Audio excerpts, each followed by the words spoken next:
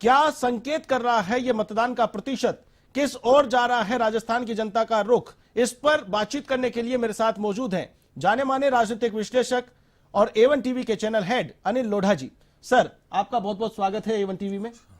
Sir, इस बार लोकतंत्र का महापर्व, जिस प्रकार से तूफानी रैलियां हुई, जनसभाएं हुई, रोड शो हुई, प्रधानमंत्री ने मोर्चा संभाला, खड़गे ने मोर्चा संभाला, राहुल गांधी ने मोर्चा संभाला, युद्ध स्तर पर प्रचार किया गया, जनता ने भी अपना मैंडेट दे दिया है, ईवीएम में कैद हो चुका है। हालांकि नतीजा 3 दिसंबर को सामने आने वाला है। लेकिन अगर संकेतों में बात की जाए तो जो ये मतदान का प्रतिशत है, जो फ्लो बढ़ रहा है लगातार, इस फ्लो को आप किस नजर से देखते हैं?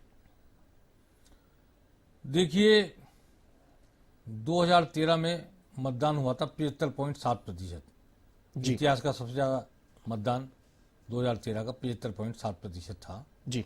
और पिछले चुनाव में 2018 में 74.6% जी, 1.1% कम था जी। और 2013 में जब 75% से ऊपर था मतदान तो बीजेपी की सरकार आई थी जी। और जब 2018 में जब 74% आया जी, मतदान, यानी 1% गिरा करीब करीब, जी, तो आधा प्रतिशत के फर्क से 27 सीटों पर फर्क हुआ जी, और 27 सीटों के फर्क से कांग्रेस सरकार आ गई। जी, वोटों का अंतर आधा प्रतिशत था पिछली बार जी, बीजेपी कांग्रेस के बीच में। जी। अब इतनी जबरदस्त वोटिंग हुई आज, इतना जबरदस्त उत्साह लोकतंत्र के पर्व में को मनाने के लिए, जी, शायद ये वोटिंग प्रतिशत जो है 2013 के 75.7 से बढ़ करके शायद 77 तक पहुंच जाए। जी, इस बात की पूरी संभावना लग रही है। बिल्कुल। इतिहास का सबसे बड़ा मतदान प्रतिशत राजस्थान का होने वाला है इस चुनाव में, ये एक महत्वपूर्ण बात है और इसके एक से ज्यादा कारण है। जी, आमतौर पर किसी एक पार्टी की लहर आती है तो मतदान प्रतिशत बढ़ जाता है। जी, कोई थॉट प्रोवोकिंग विषय होता है, बिंदु होता है, मुद्दा होता है, तो लोग घर से निकल कर मतदान करते हैं। जी। आज आश्चर्य की बात यह देखने में आई है कि पहले की तरह लोगों को घर घर गाड़ी भेज करके निकालने की कवायद कम हुई है पहले के मुकाबले। जी, गांव में हुई होगी जी, पर शहरों में तो लोग खुद निकल के गए हैं जी, और खुद जा करके अपने आप घर से निकल के वोट डाले हैं। और अभी 6 बजे के उपरांत भी जयपुर जैसे शहर में सांगानेरी गेट पर ऐसे बूथ हैं जिनमें मतदाता अभी मौजूद हैं और 7 बजे तक, 7:30 बजे तक मतदान चलते रहने की संभावना है। जी।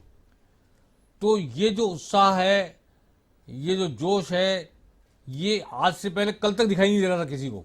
जी, ये मैं खास बात रेखांकित करना चाहता हूं कि इस चुनाव में भले रैलियां हो रही थी, प्रधानमंत्री मोदी, प्रियंका गांधी, राहुल गांधी, खड़गे, अशोक गहलोत और अमित शाह, जेपी नड्डा, सुबह से शाम तक जी तोड़ मेहनत की है दोनों पार्टियों ने। जी, लेकिन सुनने आ रहे थे लोग और जो सुनने नहीं आ रहे थे, मैं सबसे महत्वपूर्ण बात ये कहना चाहता हूं कि सोशल मीडिया और इलेक्ट्रॉनिक मीडिया, जिसमें लाइव टेलीकास्ट होती है मोदी की रैली या राहुल गांधी की रैली या अशोक गहलोत की सभा, जी, तो लोग घर बैठे ही उसमें शामिल हो जाते हैं सभा में।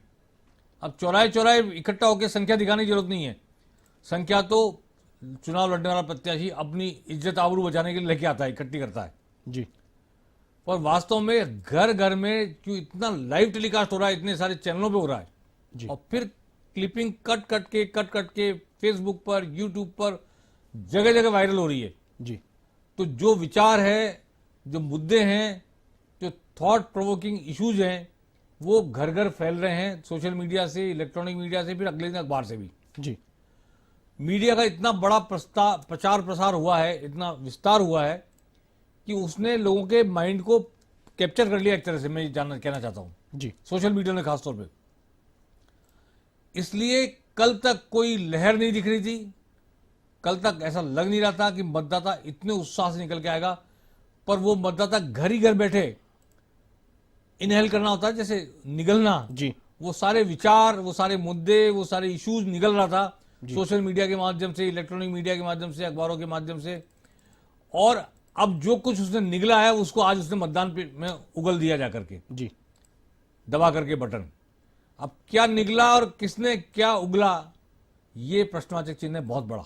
जी और ये नहीं कह सकते, मैं नहीं मानने को तैयार हूं किसी एक पार्टी की लहर है इसकी वजह से ये 75, 76, 77% आ रहा है। जी। दोनों तरफ से उबाल है, अलग अलग मुद्दों पे उबाल है। जी और अशोक गहलोत की योजनाएं भी और बीजेपी के मोदी के थॉट प्रोवोकिंग भाषण, लाल डायरी, पेपर लीक कांड, खासतौर पर महिलाओं पर अत्याचार वाले मुद्दे और हिंदुत्व, जी खासतौर पर मैं कहना चाहता हूं हिंदुत्व।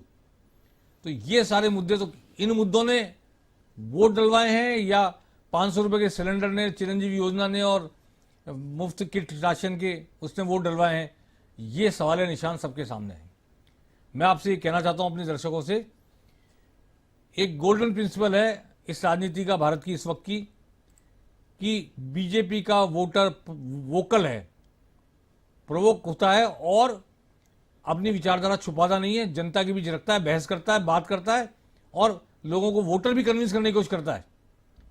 वो जरूरी नहीं वो प्रचारक हो पार्टी का, फिर भी बहस करता है, सोशल मीडिया पे बहस करता है और मोदी मोदी करता है। वो इतना वोकल है कि एक वोटर का शोर 2 वोटर जितना होता है। जी और कांग्रेस का वोटर साइलेंट है।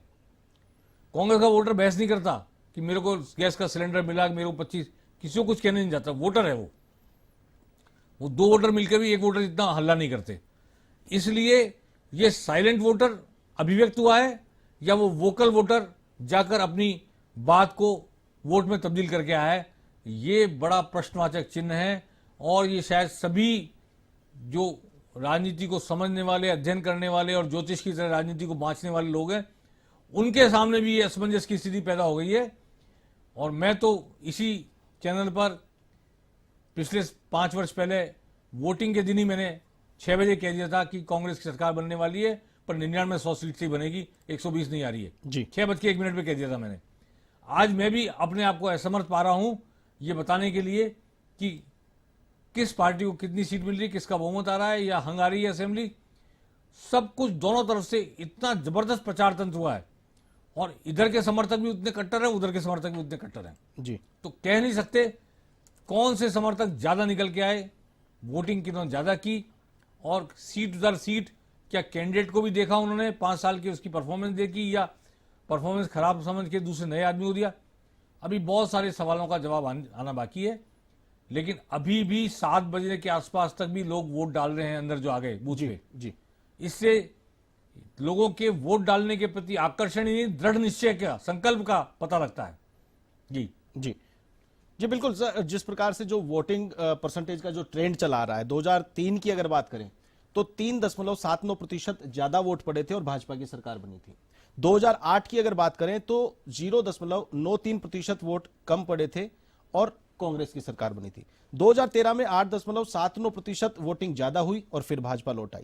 और 2018 की बात करें तो वोटिंग परसेंटेज चाहे 1% गिरा, वोटिंग परसेंटेज गिरा और कांग्रेस की सरकार आ गई। अब वो जो राज बदलता है या फिर राज बदलने का रिवाज बदलता है, इस बार ये देखना काफी दिलचस्प होगा। तो जो पैटर्न चला रहा है, जब वोटिंग परसेंटेज कम आ रहा है कांग्रेस आ रही है और जैसे ही थोड़ा सा भी वोटिंग परसेंटेज हाइक हो रहा है तो बीजेपी आ रही है। तो इस वक्त जो डेटा आ रहे हैं, 5 बजे तक का जो डेटा आया है 68.24% मतदान का डेटा आया है। और सबसे बड़ी जो चौंकाने वाली जो बात आई है वो आई है कि जो सीट कट्टर हिंदुत्ववादी चेहरे के नाम पर जो लड़ी गई थी, पोखरण सीट पर 81.12% मतदान हो चुका। 5 बजे तक का डेटा सामने आया है। तिजारा की बात करें तो 80% मतदान हो चुका है। बाड़ी, नौहर और बागीद्वारा ये भी टॉप पर है। और सबसे जो बॉटम पे है पूरी सूची में 199 में, तो मारवाड़ जंक्शन जहां पर 57% मतदान हुआ है। मारवाड़ जंक्शन से सुमेरपुर, जालोर, आहोर, सिवाना, भीनमाल, ये जो नाम है इन विधानसभा सीटों के जो सबसे बॉटम में है। और जो सबसे टॉप पे है पोखरण और तिजारा, क्या कहेंगे सर इस पे? देखिए, एक जगह महंत प्रतापपुरी लड़ रहे हैं चुनाव बीजेपी के टिकट पर पोखरण में जी, महंत बालकनाथ लड़ रहे हैं जो सांसद हैं बीजेपी की टिकट पर तिजारा में, और महंत बालकनाथ नहीं, ये वल्लभाचार्य, क्या नाम है, प्रतापपुरी जी, नहीं यहाँ जयपुर में बालमुकुंदाचार्य हवा महल सीट से चुनाव लड़ रहे हैं। ये 3 बिल्कुल सनातन चेहरे, जी, बिल्कुल भगवा ध्वज, लेकिन 2 पर जो 80-81% हुआ है मतदान, वहां सामने प्रत्याशी मुस्लिम है। जी यहां पर बाल मुकुंदाचार्य के सामने प्रत्याशी हिंदू है कांग्रेस का। जी मुस्लिम वोट यहां भी 1 लाख है हवामेल में, वहां भी इसी तरह है, पोखरण में और तिजारा में भी इसी तरह है। दुरू मियां तिजारा में हमेशा एमएलए बनते आए वहां पे, नवाब लोहारू।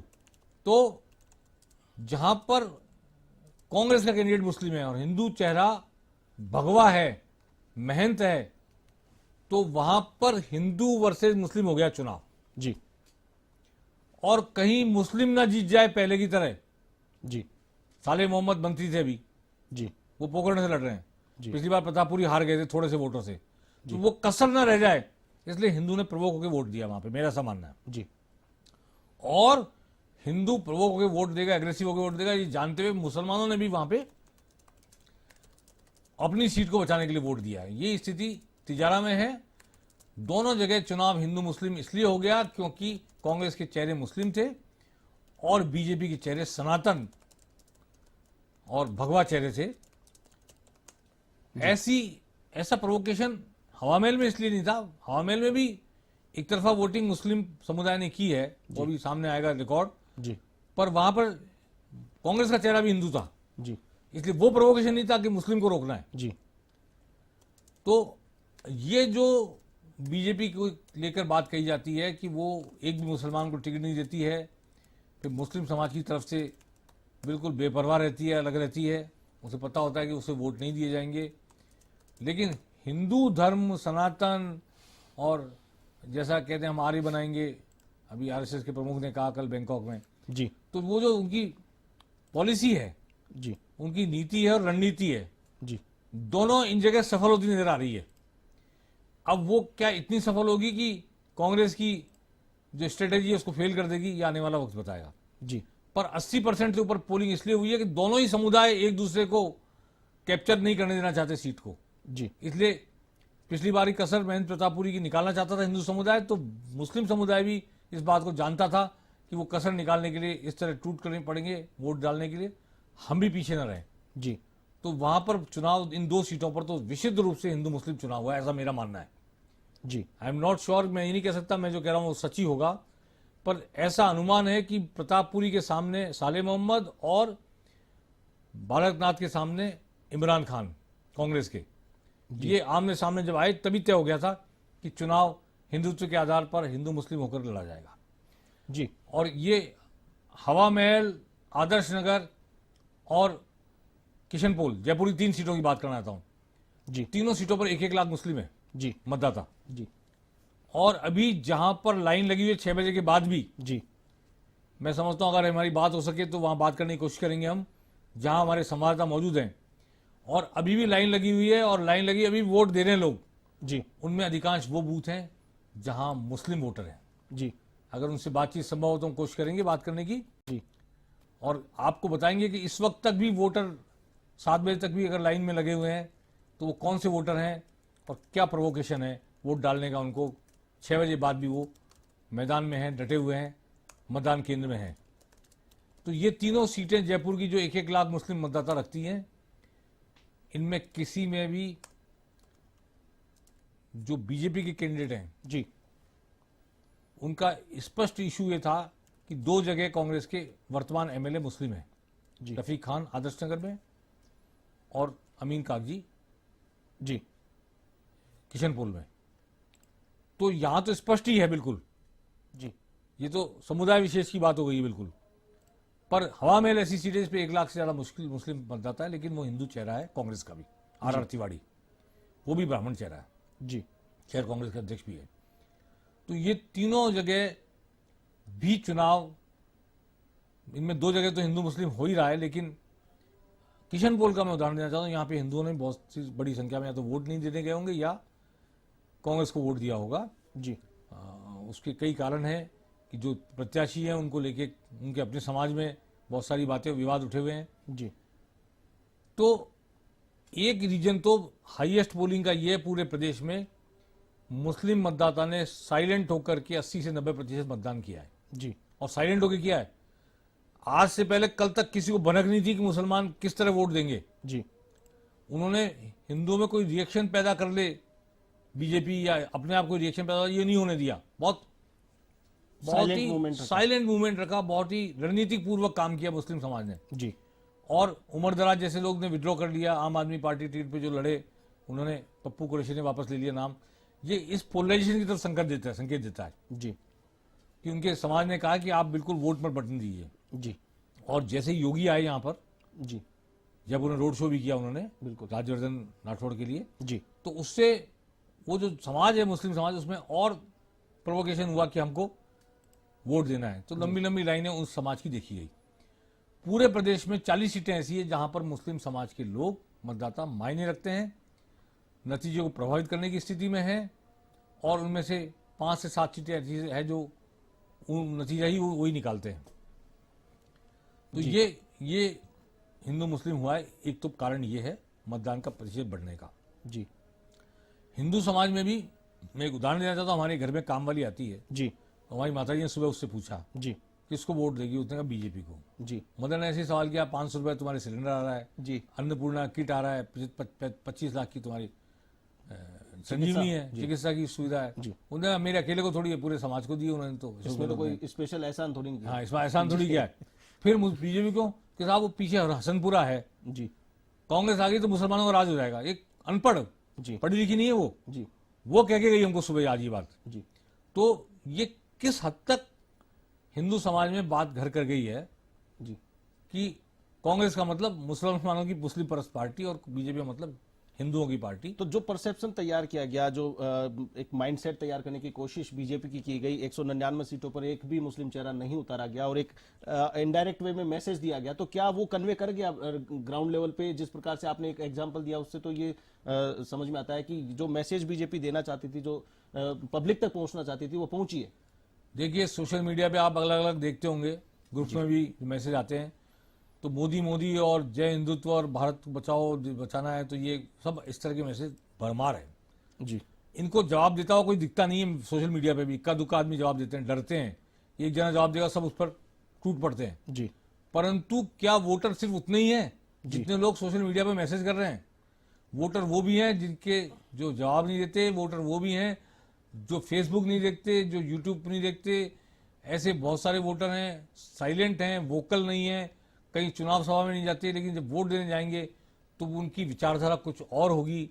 इसलिए विचारधारा के वोट भी होते हैं और हिंदू मुस्लिम के वोट भी होते हैं। पर एक बात मैं और आपको खास तौर पे कहना चाहता हूं, आप देखेंगे महिलाओं का वोटिंग परसेंटेज जब निकल के आएगा शाम को, रात को जी, महिलाओं ने टूट के वोटिंग की है जी।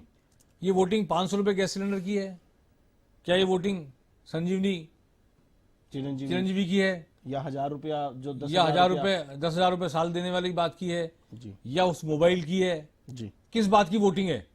अगर महिलाएं पुरुषों के बराबर या उससे ज्यादा वोट कर रही हैं तो उनका थॉट प्रोवोकिंग क्या है इशू, जी, ये भी विचार करने वाली बात होगी जी। और क्या अन्नपूर्णा किट और जो उनको 500 रुपए गैस सिलेंडर और उसको 400 रुपए में देने की का वादा, मुफ्त बिजली घर में 100 यूनिट, क्या इससे प्रभावित होकर के घरेलू महिलाओं ने आके वोट दिया है? और जब पुरुषों की वोटिंग देखेंगे तो उनमें काफी लोग ऐसे होंगे जो सिर्फ और सिर्फ हिंदुत्व और मोदी की बात करते हुए मिलेंगे जी। एक और बड़ा प्रश्न है कि 18 साल की उम्र के लाखों लोगों ने वोट दिया है जी। एक तो ये कहना चाहता हूं कि जो 18 साल की उम्र का वोटर है जी, वो वोट देने में नहीं चूकता, उत्साह में जोश में जाता है, पहली बार वोट पड़ रहा है जी। तो 18 से 24 साल की उम्र में जो होगा, 23 साल की उम्र में पहली बार वोट देने जा रहा होगा जी, वो टूट के पड़ा होगा वोटर, देख लीजिए आप जी, बिल्कुल। और उसने जाकर वोट दिया होगा तो क्या पेपर लीक कांड पे वोट दे रहा है? उसके बारे में मेरे को लगता नहीं कि वो इन 2 रुपए किलो गोबर पे और इस पे वोट देगा जी, पेपर लीक कांड पे और हिंदुत्व के नाम पे। और वो थॉट प्रोवोकिंग इशू, जी, देखिए ये जो समर है, महासमर राजस्थान का, जी, मैं पहले कई बार बोल चुका हूं कि ये एक प्रयोगशाला में प्रयोग हो रहा है, जी, लोकतंत्र की प्रयोगशाला का प्रयोग है। एक तरफ है मन को उद्वेलित करने वाले मुद्दे, हिंदुत्व, 370, राम मंदिर वगैरह वगैरह वगैरह जो भी है, जी, इनमें ठोस कुछ नहीं मिलने वाला, पर एक उद्वेलन है, मानसिक उद्वेलन। जी, क्या इससे प्रवोक होके, इसमें साथ में पेपर लीक को भी शामिल कर लो और रेप कांड को भी शामिल कर लो और ये इनको सबको शामिल कर लो, पर इनमें कोई ठोस जेब में आने वाली चीज नहीं है। वचन होंगे भले से, पर ये सारी बातें हैं और बातों से विचार जन्म लेते हैं और विचार से वोट की दिशा तय होती है। जी। तो एक तरफ तो अमूर्त चीजें हैं, विचार हैं, भावनाएं हैं, उद्वेलन है। दूसरी तरफ सॉलिड प्रॉफिट, सॉलिड गेनिंग है। 100 यूनिट बिजली फ्री, 2000 यूनिट बिजली किसान को फ्री, और ये भी गेनिंग है उसकी, 500 रुपए का सिलेंडर भी गेनिंग है, चिरंजीवी योजना 25 लाख का बीमा भी गेनिंग है। तो ये डायरेक्ट बेनिफिट टू वोटर और indirect thought provocation of voter, जी। इनके बीच संघर्ष की, महासमर की प्रयोगशाला बन गया राजस्थान। अब इस प्रयोगशाला से निकल के आएगा कि वोटर को क्या वो लाभ प्रभावित करते हैं जो उसकी जेब में पड़ रहे हैं, जी। उसके पारिवारिक जीवन के संचालन में, दैनिक जीवन के संचालन में उसको लाभ पहुंचा रहे हैं, उसको सहूलियत प्रदान कर रहे हैं, या वो प्रवोक होता है अनुच्छेद 370 से, हिंदुत्व से, चांद पर उतरने से, विमान के। तो ये एक तरफ है और ये एक तरफ है, और इस प्रयोगशाला में ये प्रयोग हो रहा है पूरे देश में कि विचारों का उद्वेलन और सीधा होने वाला, हाथ को मिलने वाला, हथेली को मिलने वाला लाभ, इनके बीच में टक्कर है। राजस्थान की जनता किसे चुनती है? नौजवानों के केस में कहना चाहता हूं, नौजवानों के केस में पेपर लीक कांड का भी योगदान होगा और थॉट प्रोवोकिंग बातें जो बीजेपी कह रही है उसका योगदान होगा। नए वोटर हैं उन पे जी। और जो पुराने वोटर हैं, जिनको दाने वोटर कहते हैं, दाने अनुभवी जी। वो जिन्होंने दुनिया देखी है, जो घर चला रहे हैं, गृहस्थी चला रहे हैं, जी। उन पर मुझे लगता है कि गहलोत की योजनाओं के सीधे फायदे का जी। असर पड़ेगा वोट डालने की दिशा तय करने में। जी बिल्कुल सर। यहां पर भरतपुर से फोन लाइन पर जुड़े हैं राजेंद्र जती, जिनसे संपर्क करते हैं। राजेंद्र जती, भरतपुर में उपद्रव की खबरें आई हैं, उपद्रव के बीच मतदान संपन्न हो गया है, हालांकि कुछ बूथों पर अभी भी पोलिंग जारी है। क्या कुछ अपडेट भरतपुर से? जी, आज से बताना चाहूंगा कि आज भरतपुर में 7 विधानसभा क्षेत्रों में मतदान हुआ है और मतदान करीब करीब शांतिपूर्ण रहा है, लेकिन 1-2 जगहों पर कुछ छुटपुट घटनाएं हुई हैं। कामा क्षेत्र का सबले बूथ है कि जहाँ पर कांग्रेस की जो उम्मीदवार है कामा की जाहिदा खान, उनके बेटा शाहिद प्रधान वहां गए थे और बूथ पे जाने को लेकर के कोई विवाद हुआ था। उस विवाद में फिर दूसरे पक्ष के लोगों ने झगड़ा हुआ है, लाठीचार्ज, आपस में मारपीट पथराव की भी सूचना है। हालांकि सूचना तो यह है कि फायरिंग हो गई, लेकिन ऐसा नहीं है।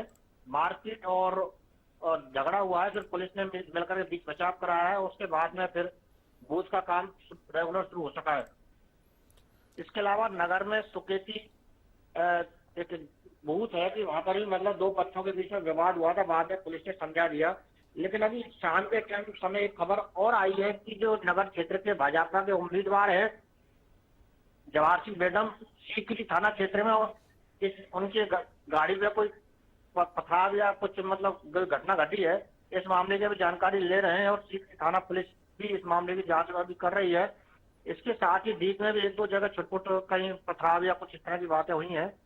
इसके अलावा पूरे अन्य क्षेत्रों में सब जगह मतदान शांतिपूर्ण हुआ है और मतदान 6 बजे समाप्त हो गया। लेकिन 6 बजे के अंदर जो वोटर अंदर आ गए थे तो उन्हें मतदान केंद्र को भीतर लिया है और वोट प्रक्रिया उनके अंतिम चरण में है। जत्ती जी, क्या डी कुमेर में, जहां पर पर्यटन मंत्री विश्वेंद्र सिंह चुनाव लड़ रहे हैं और सामने दिगंबर सिंह के बेटे हैं, वहां आपको कैसा लग रहा है? संघर्ष कैसा हुआ वहां पे? शांतिपूर्ण रहा? जी, वैसे संघर्ष तो करता है दोनों के बीच में मुकाबला, लेकिन शांतिपूर्ण है। 1-2 जगह पर जरूर थोड़ी बहुत छुटपुट सूचनाएं आई थी, उसके बाद वो माहौल ठीक है और दीप कुमेर में मतलब जो मतदान पूरा हो चुका है और दोनों के बीच कांग्रेस बीजेपी के बीच में मुख्य मुकाबला है। कहीं तृतीय कोण नजर आ रहा है भरतपुर संभाग में, भरतपुर इलाके में कहीं त्रिकोणीय संघर्ष? त्रिकोणीय संघर्ष तो ज्यादातर मतलब बयाना में हो सकता है और भरतपुर में हो सकता है, नहीं सभी जगह ज्यादातर कांग्रेस बीजेपी और के बीच मुकाबला है। नगर में? नगर में जरूर निर्दलीय के ऊपर है और निर्दलीय और कांग्रेस के बीच में मुकाबला हो सकता है और बीजेपी, तीन के बीच नगर में त्रिकोण मामला भी बनने के आसार है। अनीता गुजर? जी, नैम सिंह फौजदार एक निर्दलीय उम्मीदवार खड़े हुए हैं जो आरएलपी के है और चंद्रशेखर पार्टी का समर्थन भी है। पिछली बार भी वो चुनाव लड़े थे, तीसरे नंबर पर रहे थे, लेकिन इस बार जाट वोटों के साथ साथ अगर उनको चंद्रशेखर वाली पार्टी के भीमा आर्मी वोटों का, आरएलपी के वोटों को सहारा मिलता है तो वो टक्कर में आ सकते हैं। जी जी। चलिए, और कहीं किसी इलाके से कोई अप्रिय घटना की खबर तो नहीं मिली आपको? नहीं, केवल कामा और नगर में है। बीच में कोई एक तो जगह थी जो मैंने आपको भी बताई है। जी। एक ऐसा नदवई क्षेत्र में खांगरी ग्राम पंचायत है, वहां के लोगों ने मतदान का बहिष्कार किया है। क्या उन्होंने मांग मत उनकी? नहीं डाले हैं। वो पिछली बार जो पंचायतों का परसीमन हुआ, उस परसीमन को लेकर के उनकी नाराजगी है और उसको लेकर के उन्होंने शाम को 6 बजे तक मतदान नहीं डाला और वो वहां मतदान शून्य रहा है और बहिष्कार किया है खांगरी ग्राम पंचायत के लोगों ने। खरेरा गांव में बूथ नंबर 198 की ये बात बता रहे हैं, जहां पर शून्य रहा है मतदान। 6 बजे तक ग्रामीणों ने मतदान नहीं किया है। परिसीमन का विरोध लगातार जारी था, एक भी मत वहां पर नहीं डाला गया है। हालांकि प्रशासन ने समझाइश की प्रयास किया, लेकिन प्रयास से बात नहीं बनी। चलिए, तमाम जानकारी के लिए बहुत बहुत शुक्रिया। तो ये थे हमारे भरतपुर संवाददाता राजेंद्र जती, जिन्होंने अपडेट दी भरतपुर जिले की सीटों को लेकर। उन्होंने समीकरण बताए। रुक करेंगे चर्चा की और चर्चा लगातार जारी रखेंगे। अनिल सर हमारे साथ में लगातार बने हुए हैं। सर, जिस प्रकार से जो पोलिंग परसेंटेज हुआ है जयपुर जिले की अगर बात करें, पहली जो सूची आई थी उस पहली सूची में कई दिग्गजों को मैदान में उतारा था। बीजेपी ने एक प्रयोग किया था, 7 सांसदों को मैदान में उतार दिया था और 7 जो सीटें हैं वो आपसे छुपी हुई नहीं है, वहां का फीडबैक भी आपके पास में है। तो क्या लगता है कि बीजेपी का ये जो प्रयोग है, ये प्रयोग कितना कारगर साबित होगा या फिर इस प्रयोग में कहीं ना कहीं बीजेपी से चूक हुई है? देखिए, सबसे पहले बात करते हैं सांचौर की। देवजी भाई पटेल सांसद हैं जालोर सिरोही के, उनको मैदान में उतारा गया और वहां पर ऐसी बगावत हुई कि दानाराम और जीवाराम दोनों टिकटदार थे बीजेपी के, दोनों एक हो गए और दोनों ने एक होकर के तय कर लिया और 25,000 लोगों 20,000 लोगों की सभा की जी। और सबने मिलकर तय किया जीवाराम लड़ेगा इस बार चुनाव जी। क्योंकि उम्र दराज है वो जी। और जीवाराम ने चुनाव लड़ा। तो कांग्रेस के सुखराम बिश्नोई, निर्दलीय जीवाराम और देवजी पटेल में त्रिकोण हो गया जी। और त्रिकोण में वोट बटे बीजेपी के। तो बीजेपी का स्पष्ट नुकसान वहां नजर आ रहा है और हो सकता है कंफर्म नहीं करा जी कि फाइट कांग्रेस के सुखराम बिश्नोई और निर्दलीय जीवाराम में भाजपा के बागी के बीच हो जी।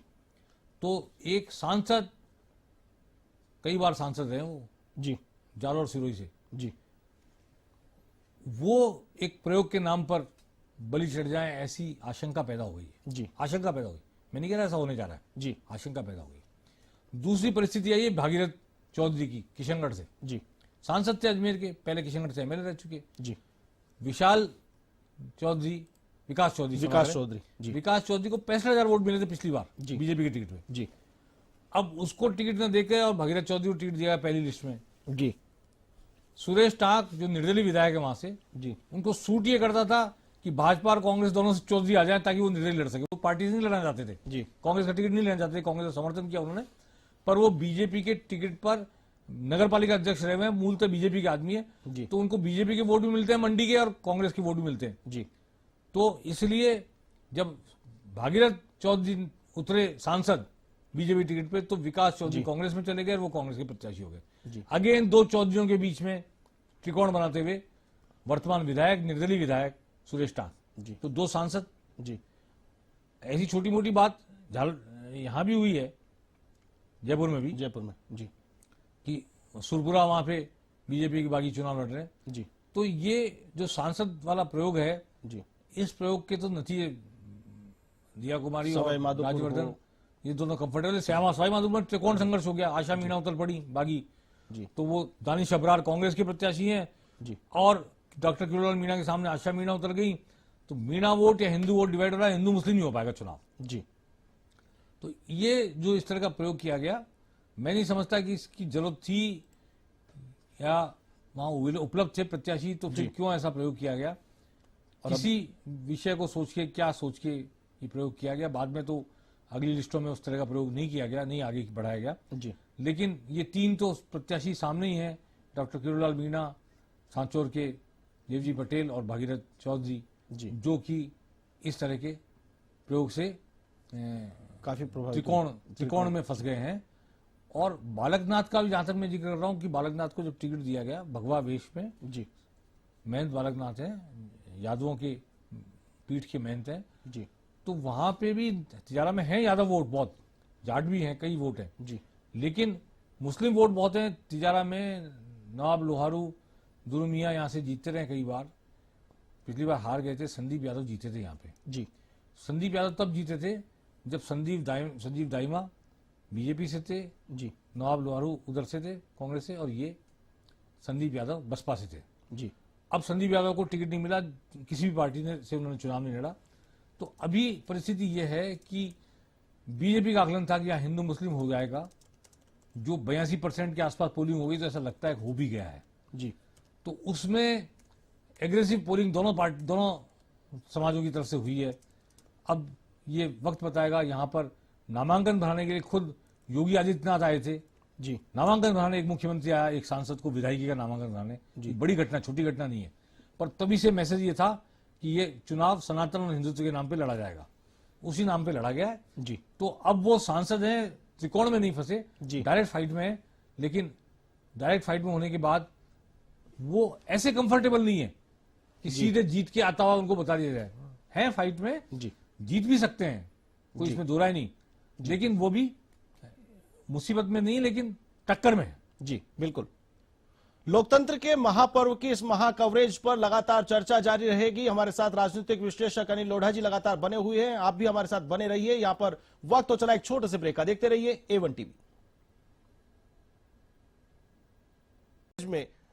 चर्चा करने के लिए मौजूद है स्टूडियो में राजनीतिक विश्लेषक अनिल लोढ़ा जी, A1 TV channel head. Sir, जिस प्रकार से निर्वाचन आयोग की प्रेस कॉन्फ्रेंस हुई है और उन्होंने संकेत एक स्पष्ट तौर पे दे दिया है कि पिछली बार का जो चुनाव था उसका जो पोलिंग परसेंटेज था उसको क्रॉस तो कर गया है, अब ये डेटा फाइनल जाकर के कहां टच होगा, क्योंकि अभी भी बहुत सारे बूथ ऐसे हैं जहां पर अभी पोलिंग चल रही है, इसी वजह से ये फाइनल डेटा एक्सपोज नहीं किया। लेकिन हालांकि उन्होंने संकेत जरूर दिया कि ये 80 भी जा सकता है, 80 क्रॉस भी कर सकता है। तो एक मोटे तौर पर एक मोटी मोटी जो गाइडलाइन मिल गई है, लेकिन पोलिंग अभी भी जारी है। और जयपुर सिटी की बात करें तो कई ऐसे बूथ हैं जहां पर पोलिंग हो रही है। प्रिंस रूबी हमारे सहयोगी फोन लाइन पर मौजूद हैं, उनसे जानने का प्रयास करते हैं। जी प्रिंस रूबी, मेरे साथ में राजनीतिक विश्लेषक अनिल लोढ़ा जी साथ में मौजूद हैं चर्चा करने के लिए। पहला सवाल मेरा कि अभी कौन कौन से ऐसे विधानसभा क्षेत्र है जहां पर पोलिंग लगातार जारी है, अभी भी वोट डाले जा रहे हैं, और अगला सवाल अनिल सर करेंगे। जी प्रिंस रूबी। देखिए, ऐसा है, अभी भी आदर्श नगर के कुछ बूथ हैं, वहां पर अभी भी जारी है। एक साधु वासवानी स्कूल है, वहां पर भी इस तरह की घटना हुई कि वहां पर लोग पहुंच गए और उसके बाद उन्हें बूथ में प्रवेश नहीं दिया गया, तो उन्होंने इस बात का विरोध किया। वहां के जो प्रत्याशी है रवि नैयर, वो भी वहां पर पहुंचे, बाद में उन्होंने उन तमाम लोगों को बूथ में अंदर एंटर लिया और वहां भी पोलिंग जारी है। इसके साथ ही सांगनेरी गेट पर जो सट्टे वालों की धर्मशाला है, वो बेसिकली मुस्लिम बहुल इलाका है और वहां भी लंबी कतारें लगी हुई थी। जैसे ही 6 बजे उन लोगों ने वहां पे जो बाहर लोग खड़े हुए थे उन्हें सबको अंदर ले लिया, लेकिन वहां पे भी अभी जारी है। इसके साथ ही हवा महल के भी कुछ बूथ हैं जहां पर अभी ये स्थिति बनी हुई है कि जो लंबी लाइनें लगी हुई थी, 6 बजते ही जो पुलिसकर्मी थे उन्होंने वहां पर रोक दिया और उन जो लोग बाहर खड़े हुए थे उन्हें पोलिंग बूथ में ले लिया। वहां पे भी अभी पोलिंग जारी है। प्रिंस, क्या लगता है, क्या सिर्फ मुस्लिम बहुल इलाकों में ही पोलिंग जारी है अभी तक, या कुछ मिक्स इलाके भी हैं जो जिनको हम कैटेगराइज नहीं कर सकते समाज विशेष से, वहां भी पोलिंग जारी है? ना, सिर्फ मुस्लिम इलाके नहीं है। मुस्लिम इलाके तो चूंकि वहां पे जो बूथ हैं वो थोड़ी डिस्टेंस पर हैं, तो जो बूथ बने हुए होते हैं उस पर भीड़ ज्यादा हो ही जाती है। लेकिन कुछ दूसरे इलाके जो है, जैसे मैंने आपको बताया कि साधु वासवानी जो आदर्श नगर का एक पोलिंग बूथ है, वहां पर भी इस तरह की चीज हुई और उसमें बाद में जो लोग जुड़े हुए थे उनको फिर अंदर लिया गया। उसके लिए थोड़ा सा आपस में मतभेद भी हुआ जब उन्हें रवि नैयर को वहां पहुंचना पड़ा और उन्हें दखल देना पड़ा इस बात को लेकर कि जो लोग यहाँ पर आ गए आप उनको भी लें और उनका भी प्रवेश करवाएं, तो उसके बाद उन्हें भी प्रवेश कराया गया। ऐसे ही हवा महल में भी कुछ बूथ है, गंगापौल का एक बूथ है, वहां पर भी इस तरह का था। और साथ ही जयपुर मॉल के बराबर एक बूथ बना हुआ है जोरावर सिंह गेट के पास, वहां पर भी इस तरह का देखने में आया। बाद में उन मतदाताओं को भी बूथ में लिया गया और वहां पे भी मतदान जारी है। क्या अनुमान है कब तक ये कंप्लीट हो जाएगा मतदान, संख्या को देखते हुए जो मतदाता कतार में लगे हुए हैं अभी? लगभग अभी भी आधा घंटा माना जा सकता है। जो लोग अंदर गए हुए हैं उसमें दो बड़ी वजह बता रहे हैं। एक तो ये है कि जो मशीनें हैं वो थोड़ा स्लो चल रही हैं और थोड़ा वक्त ले रही हैं वो बीप सुनाई देने में, उसकी वजह से भी लोग कह रहे हैं कि मतदान में थोड़ा समय लग रहा है। तो लगभग आधा घंटे का समय अभी और माना जा सकता है, तब तक लगता है कि हमारा मतदान समापन हो जाएगा। लगभग 8 सवा 8 बजे के बीच जयपुर में मतदान पूरा हो जाएगा ऐसा लगता है? हाँ बिल्कुल ऐसा लगता है। जी, बहुत धन्यवाद आपका।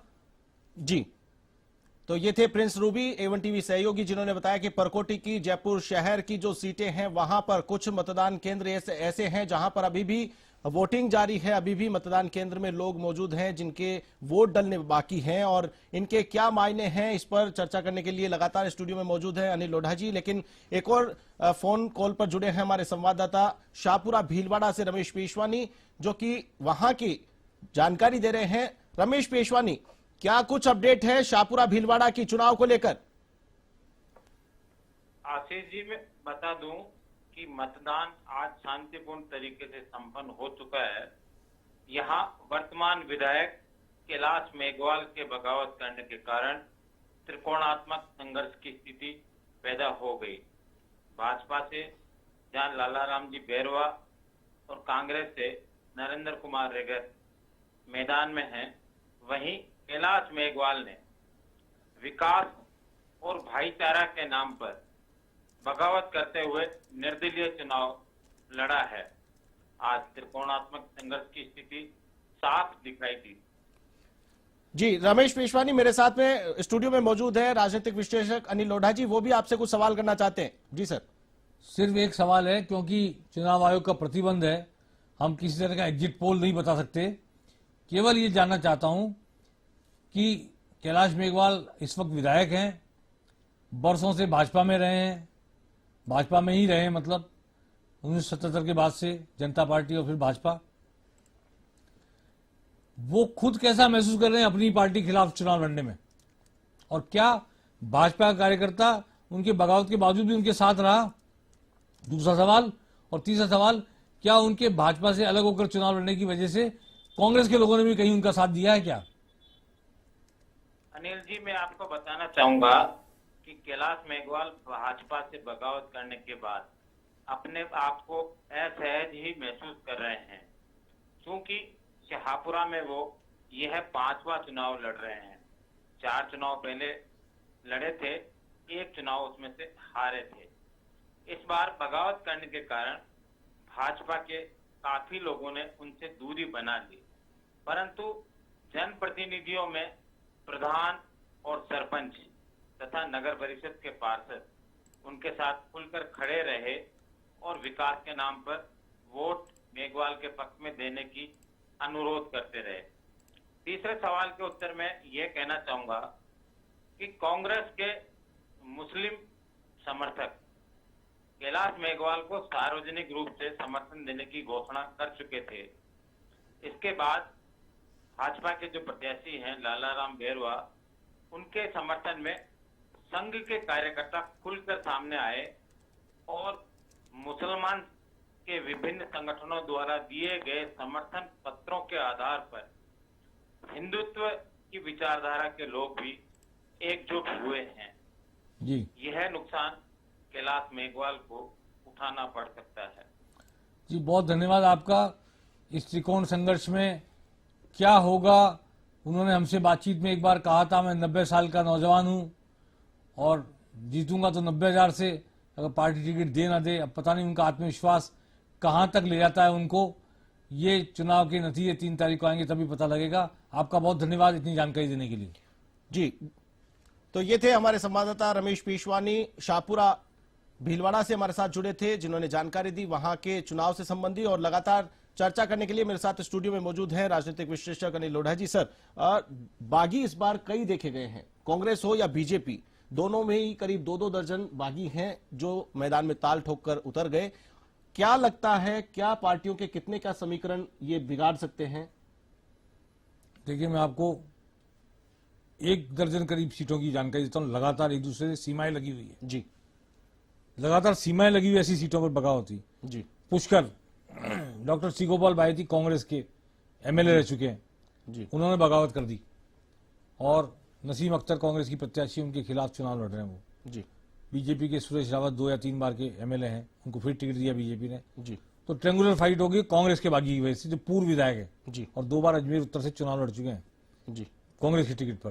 दोनों बार वो हारे, लेकिन पुष्कर से 1 बार विधायक रहे, तो वो अब उन्होंने बगावत करके त्रिकोण बना दिया संघर्ष को। जी इसके बाद हम आते हैं अजमेर शहर के ऊपर। तो अजमेर शहर की उत्तर सीट पर वासुदेव देवनानी के खिलाफ बीजेपी के पार्षद ज्ञान सारस्वत ने बगावत की है। बीजेपी के काफी समर्थक पार्षद उनके साथ खड़े हो गए हैं। वहां भाजपा के बागी ने 1 सीट पर, 2 सीटें शहर की उत्तर दक्षिण उत्तर में बगावत से त्रिकोण की स्थिति पैदा कर दी है। जी अब इसके बाद चलते हैं किशनगढ़, बगल की सीट है जी किशनगढ़ में। वर्तमान एमएलए जो हैं वो निर्दलीय थे ही पहले से। कांग्रेस बीजेपी दोनों तरफ से चौधरी आ गए, उन्होंने निर्दलीय चुनाव लड़ना पसंद किया और वो भी त्रिकोण बना करके बैठे हैं। बगावत तो इसको अभी नहीं कहते, बगावत पिछली बार की थी उनकी, जब वो भाजपा टिकट नहीं मिलने पर निर्दलीय खड़े हुए थे, जीत गए थे जी और 5 साल उन्होंने गहलोत सरकार को समर्थन दिया था। पर पार्टी से, कांग्रेस से चुनाव लड़ना नहीं चाहते थे। तो बगावत तो नहीं है, लेकिन इसको पिछली बगावत की रिन्यूअल कह दें जी कि एक बार पिछली बार बगावत कर जीते, फिर उन्होंने बगावत जी बिल्कुल उसी रास्ते पे चल पड़े, त्रिकोण बना दिया संघर्ष। जी। नसीराबाद में किशनगढ़ से हमारे संवाददाता फोन लाइन पर मौजूद है। जितेंद्र, आप बात करना चाहें तो? वो इतनी सी बात है, इस बात में ज्यादा वो नहीं है, क्योंकि त्रिकोण हो गया है। जी सांसद लड़ रहे हैं वहां से चुनाव, जिसकी हम पहले चर्चा कर चुके हैं। जी जिनका टिकट काटा बीजेपी ने, 65,000 वोट लाए थे, डॉक्टर विकास चौधरी, वो कांग्रेस में चले गए, वहां से चुनाव लड़ चुके। जी 2 चौधरियों के बीच में फिर से रास्ता बनाने की कोशिश कर रहे हैं। सुरेश टांक निर्दलीय विधायक वर्तमान। अब ये तो हम चर्चा कर नहीं सकते कि किसका जोर रहा और बिल्कुल। किसकी क्या बिल्कुल समीकरण यही है। जी अब नसीराबाद चलते हैं। जी तो नसीराबाद में हम देख रहे हैं कि शिवराज सिंह पलाड़ा, जी भंवर सिंह पलाड़ा के बेटे, जी वो खड़े हो गए और बीजेपी में वापस नहीं लिया गया भंवर सिंह पलाड़ा को, क्योंकि उनकी वाइफ जिला प्रमुख बन गई थी, सुशील कुमार पलाड़ा, बीजेपी से बगावत करके। तो इसलिए उनको बीजेपी ने टिकट नहीं देना पसंद किया। तो वहां भी बीजेपी और कांग्रेस के 2 उम्मीदवार हैं, जी उसके बीच में शिवराज सिंह पलाड़ा ने त्रिकोण बना दिया। जी फिर इसके बाद चलते हैं मसूदा। जी तो वहां पर जो सचिन सांकला है, कांग्रेस से टिकट मांग रहे थे, जी वाजिद चीता कांग्रेस टिकट मांग रहे थे, इन दोनों ने बगावत कर दी। जी वाजिद चीता के पास चीता मेहरात के इलाके के वोट हैं, सचिन सांकला के साथ में चूंकि हनुमान बेनीवाल की पार्टी खड़ी, इसलिए जाटों का समर्थन भी मिल गया, खुद वैश्य वर्ग से आते हैं। तो त्रिकोण कहें, चतुष्कोणी कहें, अगर वाजिद चीता सारे वोट ले आते हैं, चीता मेहरात के 30,000 के आसपास होते हैं, जो पहले एक बार 22,000 ला चुके हैं, जी तो चतुष्कोणी हो जाए मुकाबला, वरना त्रिकोणी तो है ही, ऐसा लगता है। जी तो वहां फिर कांग्रेस के बागी ने त्रिकोणी बना दिया, फिर इसके बाद में या चतुष्कोणी बना दिया 2 बागियों ने मिलकर। आगे इससे लगी हुई सीट है आसीन, जी तो वहां पर धनराज गुर्जर ने, बीजेपी के प्रत्याशी ने, टिकट दावेदार ने बगावत कर दी, आरएलपी से खड़े हो गए और आरएलपी से खड़े होकर के, चूंकि खुद आजाद समाज पार्टी के अध्यक्ष संयोजक चंद्रशेखर उनकी वो करने आए, कंपेनिंग करने आए, हनुमान बेनीवाल कंपेनिंग करने आए, और जय भीम और जय तेजा जी के नारों के बीच में जय देवनारायण महाराज गुर्जर खुद हैं, जी तो वो भी एक त्रिकोण बना रहे हैं। उसके आगे शाहपुरा में कैलाश मेघवाल ने त्रिकोण बना दिया। भीलवाड़ा में अशोक कोठारी को लेकर जो आरएसएस के लोगों ने और विश्व हिंदू परिषद के कट्टर लोगों ने, हिंदुवाई लोगों ने बगावत की, जी तो बीजेपी डिवाइड हो गई वर्टिकली और वहां पे त्रिकोण संघर्ष हो गया। इसके आगे चंद्रभान सिंह आख्या जो बीजेपी के वर्तमान विधायक हैं, उनका टिकट काट के नरपत सिंह राजवी को जयपुर से, विजयनगर से वहां भेजा गया। पहले वहां से एमएलए रह चुके हैं नरपत सिंह राजवी, वहां आख्या ने बगावत कर दी, वहां त्रिकोण संघर्ष हो गया। तो मैं आपको बता रहा हूँ लगातार त्रिकोण संघर्ष। वल्लभनगर में जनता सेना है, बीजेपी से कभी अलग हुए व्यक्ति ने बना रखी, रणधीर सिंह ने, वहां की भिंडर के महाराजा परिवार से हैं, जी तो उनकी पत्नी लड़ रही है, तो वहां भी त्रिकोण संघर्ष हो गया। बीजेपी चाहती तो 1 सीट जनता सेना को देती, तो क्योंकि बीजेपी अपना उम्मीदवार नहीं था, वो भी पिछली बार रालोपा से लड़े हुए डांगी को लेकर आई है और उनको चुनाव लड़ाई, तो इससे अच्छा बेहतर था कि अपने पुराने कार्यकर्ता को वो जनता सेना के साथ 1 सीट बांट देती, तो वो डायरेक्ट फाइट होती, बेहतर स्थिति होती बीजेपी के लिए। तो मैं ये कहना चाहता हूं कि ऐसी लगातार सीटें हैं जिनमें कि हम देख रहे हैं लगातार इस पार्टी के बागी ने या उस पार्टी के बागी ने त्रिकोण बना दिया है। जी। अब त्रिकोण जिसका जो बना रहा है वो खुद जीत रहा है या अपनी पार्टी को हरा रहा है या कोई जातीय आधार पर ऐसे वोट बांट रहा है जो खुद की पार्टी को नहीं नुकसान पहुंचा के सामने वाली पार्टी को नुकसान पहुंचा रहे हैं। जी। ये देखने वाली बात होगी। इसकी समीक्षा उस दिन करेंगे जिस दिन नतीजा आएगा, तब हम खुल के बता पाएंगे। आज हम चुनाव आयोग की पाबंदी से बंधे हुए हैं कि एग्जिट पोल या चुनाव में जीत हार के संकेत नहीं दे सकते, इसलिए हम उन बातों को आज जिक्र नहीं कर रहे हैं। तो ऐसी कई जगह पर ऐसे जेजेपी ने दादा रामगढ़ में रीटा सिंह को टिकट दिया। रीटा सिंह वर्तमान विधायक की पत्नी है, पति कांग्रेस पति पत्नी आमने सामने है। पति वीरेंद्र सिंह चौधरी जी। खुद एमएलए हैं, 7 बार उनके पिताजी एमएलए रहे हुए हैं। और रीटा सिंह के लिए कहें तो खुद जिला प्रमुख रही है, उनके ससुर 7 बार एमएलए रहे हैं। जी। तो वो 7 बार रहे हुए व्यक्ति, एमएलए रहे हुए व्यक्ति के बेटे और बहू आपस में लड़ रहे हैं। और वहीं से 1 बार एमएलए रहे हुए कॉमरेड अमराराम चुनाव लड़ रहे हैं। जी। तो वहां भी चतुष्कोणीय हो गया चुनाव। बीजेपी ने नए व्यक्ति को उतारा है, कुमावत को उतारा है। जी। तो इस तरह त्रिकोण हो गया। फतेहपुर शेखावटी में वहां जेजेपी ने फिर नंदकिशोर मौर्य को टिकट दिया है। ऐसी कई सीटों पर, या पृथ्वी मील चुनाव लड़ रहे हैं सूरतगढ़ में, कई सीटों पर त्रिकोणीय चतुष्कोणीय संघर्ष ऐसे हुए हैं। और जैसे ये यहीं पे शाहपुरा में ले लें, उपेंद्र यादव को बीजेपी ने उतारा जो बेरोजगार संघ के अध्यक्ष हैं, जी। और कांग्रेस ने मनीष यादव को उतारा। और आलोक इसके बीच में आलोक बेनीवाल वर्तमान विधायक जी। जो पिछली बार चुनाव निर्दलीय जीत कर आए थे कांग्रेस को हराकर, वो निर्दलीय फिर लड़ रहे हैं। और ऐसे ही सुनने में आ रहा है कि मुख्य टक्कर कांग्रेस और आलोक बेनीवाल के बीच ही है। तो अब ये पता लगेगा। लेकिन ऐसी कई त्रिकोण संघर्ष की परिस्थितियां पूरे प्रदेश में बनी है, जिनकी वजह से ये पार्टी घाटे में या वो पार्टी घाटे में, या त्रिकोण बनाने वाला व्यक्ति जीत के रास्ता बना रहा है। जी।